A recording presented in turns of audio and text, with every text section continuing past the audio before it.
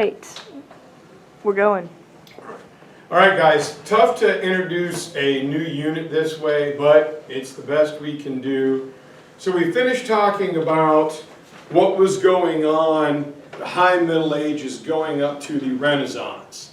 And the other part of the world that factors into this game changer, that would be the Crusades, is going to be the world of Islam, the expansion of Islamic empires.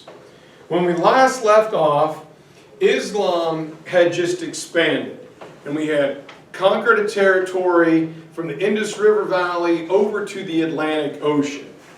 And now things are going to fracture. We're not going to have just one caliph. We are going to have several, like one in North Africa and Western Europe, one in the Middle East, and another one in Asia. And also coming into that is going to be the effect of the Mongols, the empire of Genghis Khan.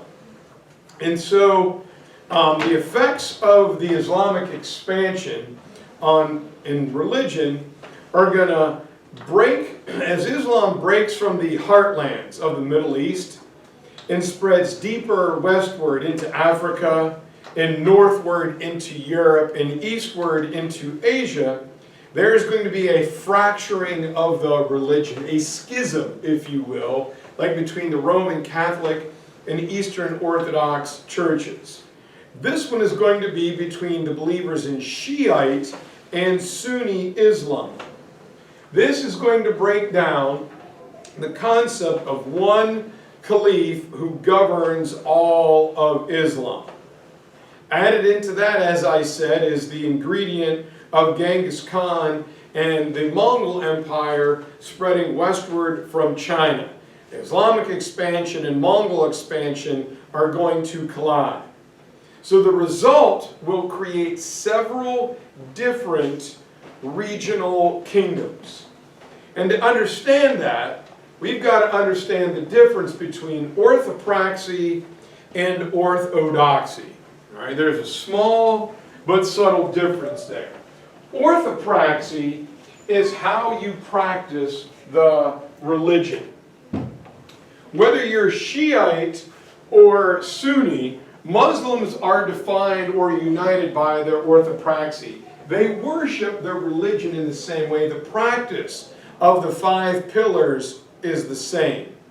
The only difference is who's in charge.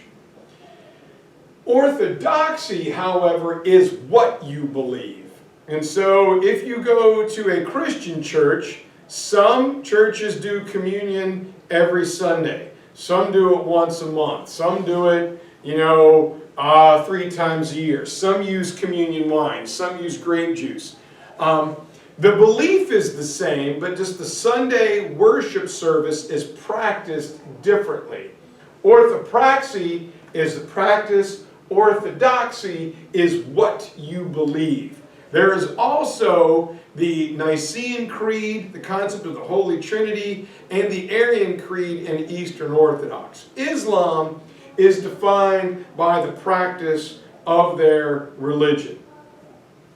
And despite all of these disagreements over leadership, Muslims will be in agreement in the way they try to define their religion by the practice of what they did. Right? Again, this is contrasted by Christianity, which was in turn instead defined by its orthodoxy, or what the people believe. Whether you're Shiite or Sunni or Sufi, all Muslims, the ulama, the religious and legal scholars, agreed they're all Muslim because they follow the same clearly defined Islamic practices. So their only difference is in their leadership. And at this time, Sunni believers are going to begin to dominate. Remember, Sunnis believe the leader of Islam has got to be the best Muslim possible. And after control of the one central caliph breaks down, somewhere around 850 to 900, it becomes the ulama, those religious scholars. We're going to equate them in the Western sense to like a bishop. They became the religious and the political elites of the Islamic community. And they will intertwine with the local business leaders and land-owning governors. And this helps them get connected to the wealthier classes, if you will. And the ulama begin to identify more deeply within those parts of Islam.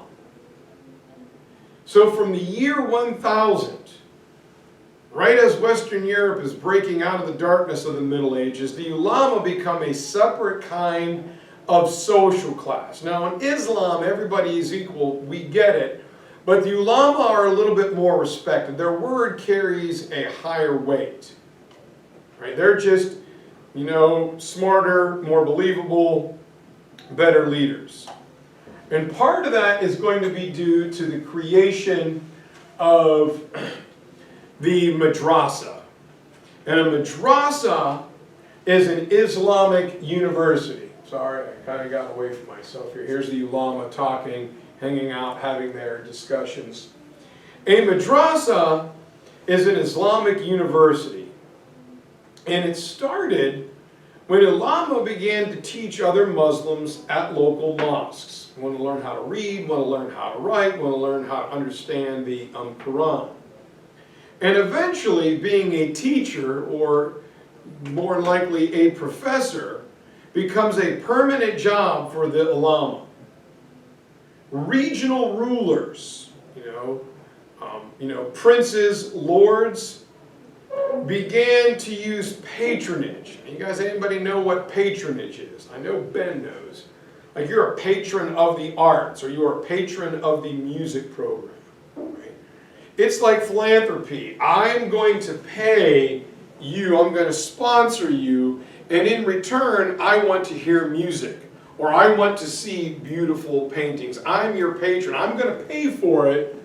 I want you to do it, but you owe me a favor. I want you to write music that I want to hear, or I want you to make a statue that I would like to see.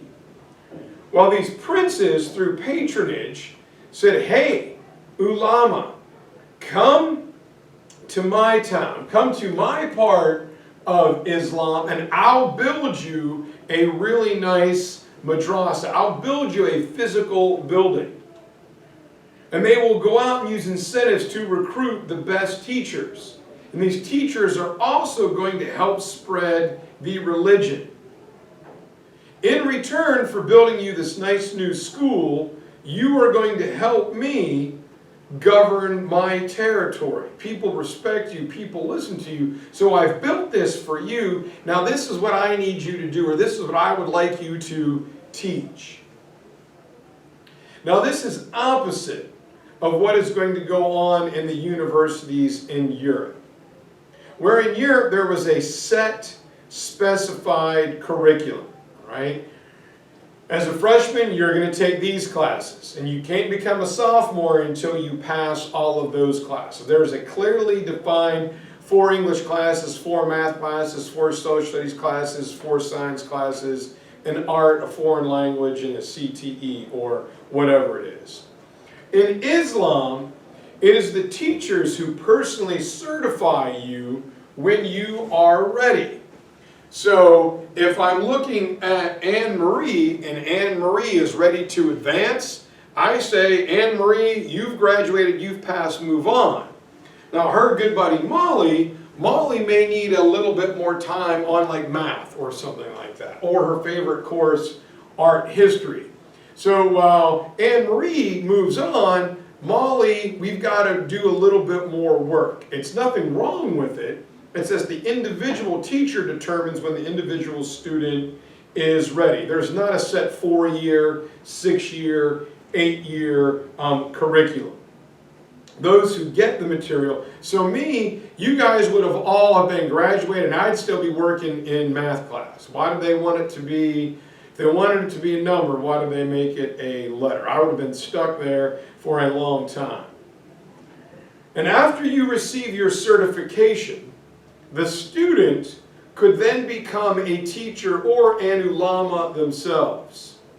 So it is the teachers and the madrasa that become the unifying element of Islam, or one more, an added unifying element of Islam. And so that is going to bring us to Moorish culture in Spain. All right.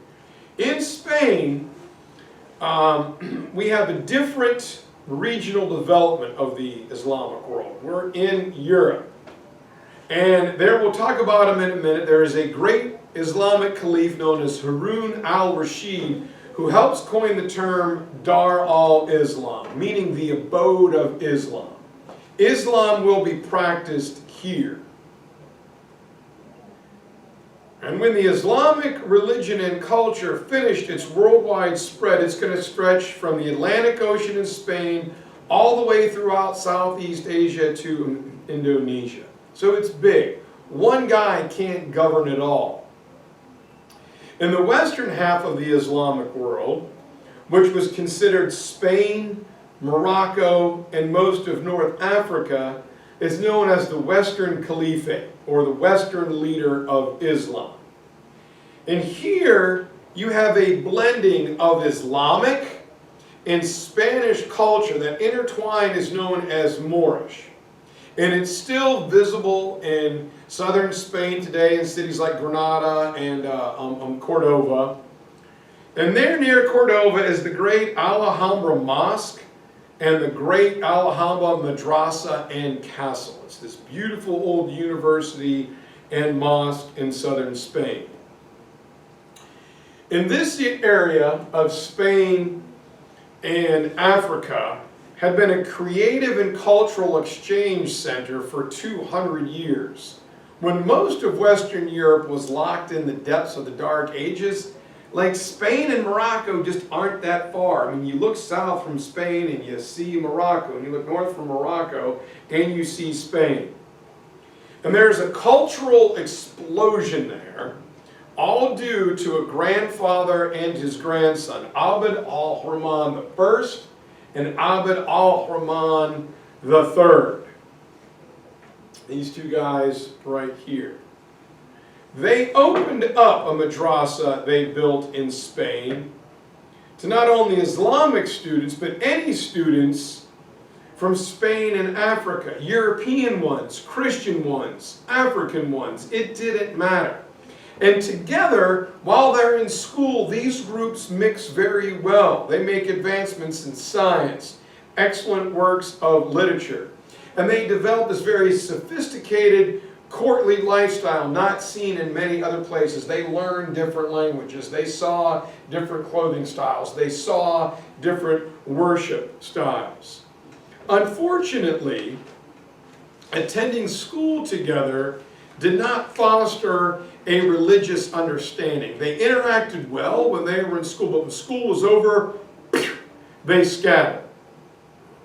There was a strict barrier between both Islamic and Christian students, even though they interacted with each other on a daily basis. Here we have the beautiful mountains.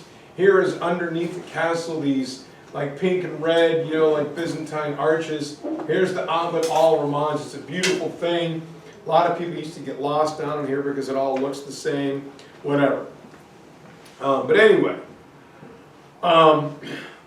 even though they interacted with each other on a daily basis, Abd al-Rahman I and III were these great visionary leaders, these Jedi who could see into the future and saw this was the best way to get things done. But after the death of Abd al-Rahman III, the grandson, this is when Islamic power in Europe is beginning to decline. And this will lead to the reconquest or the reconquista of Spain by patrician Christian nobles, led by the great warrior El Cid, you know, E-L-C-I-D, who pushes the Muslims out of Spain just before the start of the Renaissance. Now I'm going to tell you a quick story. Some of the elements may be true, some of them not, but who cares? It's just a really good story. The legend has it El Cid is this minor noble. Like, he's okay. but he's not one of the primetime guys. But he's a really good soldier, and so when he is in battle, the Christian knights win victory. When he's not, they lose. Well, they're getting down close to the end, right? Way down in southern Spain, and in battle, El Cid is wounded, and he's laying in his tent where he dies. And the last big confrontation is about to happen in a place called Granada. They're like, man, what are we going to do without El Cid? If we don't have El Cid, we're going to lose. And the nobles don't want to tell anybody that El Cid is dead. And they go, we have an idea. Someone go get his saddle. They went and got his leather saddle. They drilled a hole through it and ran a wooden stake up through the saddle. And they take El Cid's body, they put it on the horse leaning against that wooden stake. And then they put his clothes on over it, and they tie his leather padded armor over it, and they put his other armor on over that, and they tie him to his horse, to the stirrups and to the saddle horn, and he's got that wooden stake, and then they tie a spear to his hand. They walk the horse out and they slap it on the rump, and the horse goes taking off. There's El Cid galloping. He's got his sword and spear, and all the soldiers are like, yeah, El Cid's okay. Woo! They go running down the road, and there's a dramatic clash, and the Christian knights win. They drive the Muslims out of Spain, only to find out that El Cid has been dead the whole time. So he helped them win even though he was already dead. If you've ever seen the old 80s movie Weekend at Bernie's, that's how it goes. Now, is all that true? Maybe, maybe not. But that is the legend of El Cid. And so that kind of ends the Western Caliphate. It's over in Asia. The Middle East and Eastern Asia is where we have to focus. And at this time, we have a great caliph known as Harun al-Rashid. And during the height of the Middle Ages of Europe, this is when Islam is still governed by one regional caliph, this Harun al-Rashid. And he rules over an empire larger than any European king at the time. And he is seen as the perfect role model ruler. He welcomed educators to his territory. And he loves education. And his territory became very wealthy and visibly beautiful. And it was just a gorgeous, magnificent city. And the reason for all this splendor and wealth, part of his empire, was that Harun al-Rashid liked the ideas of the universities. Now, the madrasas are still formative at this point, but he gets them and he likes them. And he was a great patron of the arts. He paid for a lot of rich, wonderful works of art and architecture. He is to the Islamic world what the Medici family will be to Renaissance Florence during the Renaissance. He gives rise to the term the abode of Islam.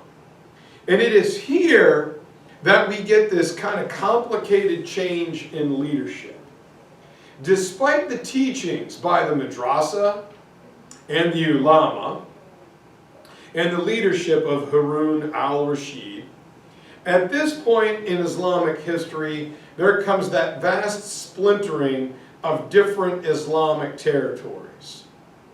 And while that is going on, Islam shifts from being an Arabic-dominated religion and empire to more of a Turkish one, as Turks begin to convert to Islam.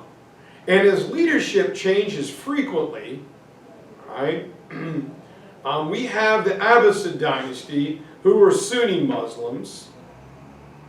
They are going to engage in a warfare with the Fatimid Shiite Muslims. And in the end, it is a Turkish dynasty, known as the Mamluks, that are going to eventually take over. And the Mamluks are important because they are the only Islamic dynasty to withstand the attacks by the Mongol invaders. And there's a Mamluk king known as Baybars. And Baybars, we're going to get to the Seljuks here in a minute, increased the trade routes, working with the Byzantine Empire. Knowing that the two had been fighting for centuries, the war between them is costing money and business. And the increased trade routes from Constantinople will bring greater Turkish influence to the area. And in 1240, just before the oncoming Mongol invasions, the territory is hit with the Black Death. The Black Plague kills millions not only in Europe, but also across Asia as well. And during this time of chaos, when things were just about getting ready to work, the Black Plague hits. It is the bodyguards of Baybars, the warrior wing of the Mamluks, known as the Seljuk Turks, who are going to take over his empire. And the Seljuks, these old warriors, are going to form the first major Turkish dynasty. Islamic dynasty, excuse me.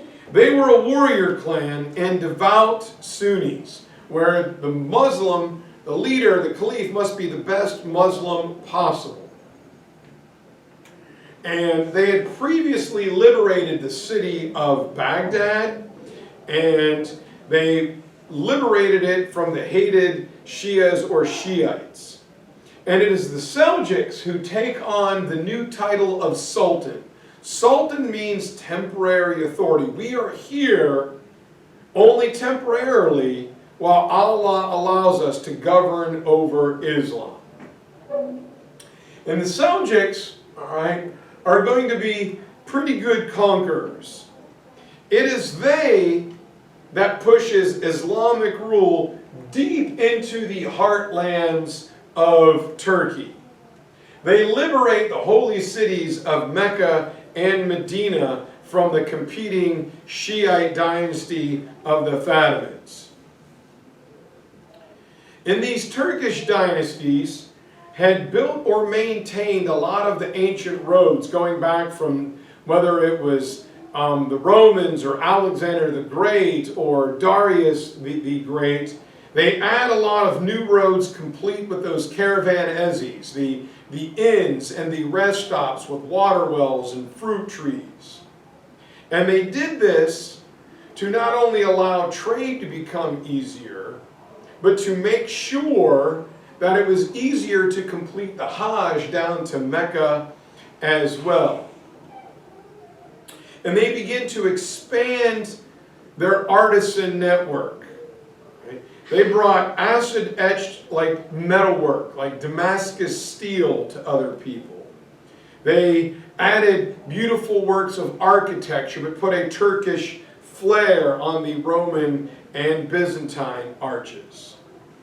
And their part of the world was different from what was seen when Islam was an Arabic-dominated religion. It's got a few little like specialties to it.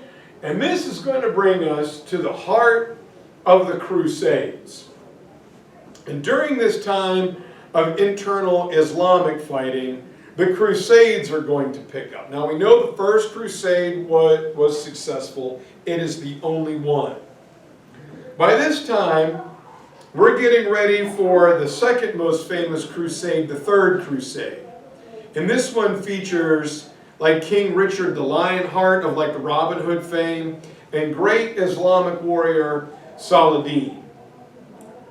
And Saladin was a Sunni who conquers much of Mesopotamia, much of Syria and Palestine. And he founds the Umayyad dynasty.